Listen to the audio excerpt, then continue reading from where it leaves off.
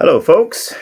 We are now looking at a study where white is still winning, even though black has two pawns and they are threatening to come down to promote, and the king is far away for white.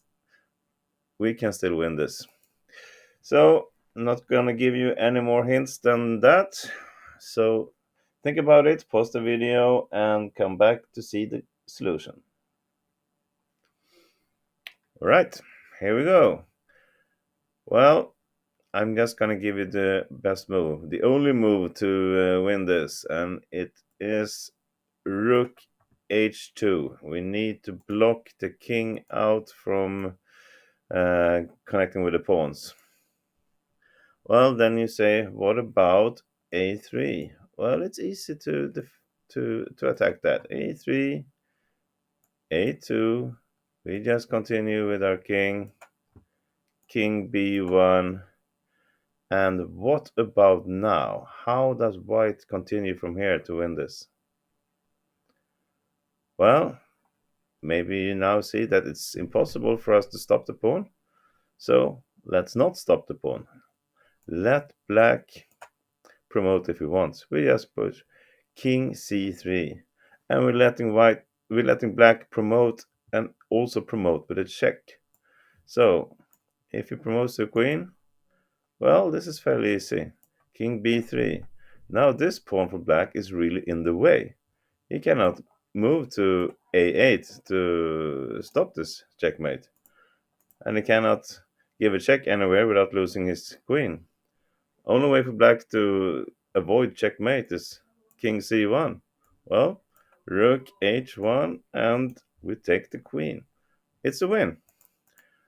Amazing, right? So is that easy? Well, it's not really that easy because look at this. Black can promote to a knight, stopping us from taking a king to b3. Now it's all of a sudden a bit harder.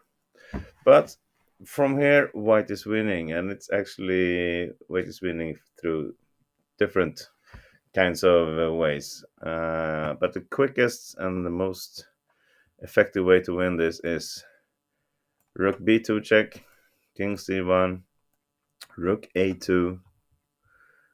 The knight has to either move or the king has to move back. Well, the knight cannot move, by the way. Then we just take it, of course, or here. So the king has to go back to b1. Let's take this pawn, get rid of that threat. King cannot go back. The knight is hanging, so knight c2 is the only playable move for black. And now the best move for white. I think there are many moves that win because we got really black cornered here. But best and quickest move to win this is actually rook e6. That's the best one. So now if black moves his king, then we can just play rook e2 and either take here next move, and if he moves, we checkmate. So it's not possible to move the king at all, because if he moves here, then he just loses his knight. He has to move the knight. That's why we need to put the rook on e6, because we're stopping these two squares for the knight, and these two are already stopped, so only one move, and that is knight a3. And now it's a forced combination, I would say, like this. Check again. If he goes to b1, well, then we play king b3. We will checkmate the next move, or if he loses the knights. If it goes here, we just take it.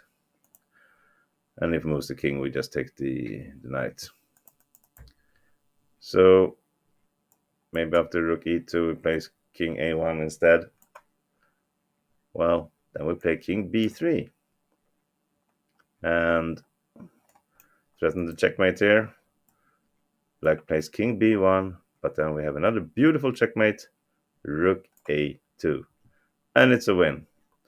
So That is how you handle a rook against corner pawns, and really, really beautiful study here, I think. I hope you liked it.